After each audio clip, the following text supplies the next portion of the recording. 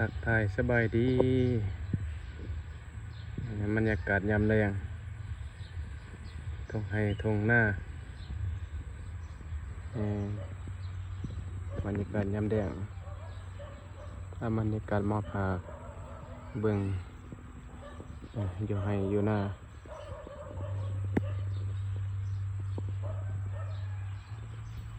อากาศเย็นเย็น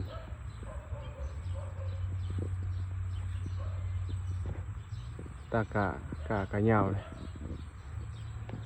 ฝนกับบ่ตกกะเหยาวก็ไฟเลี้ยงน้องมียอดหนึ่งยอดใหญ่เลยสำแขนพุ่นนะบรรยากาศตรงให้ตรงหน้า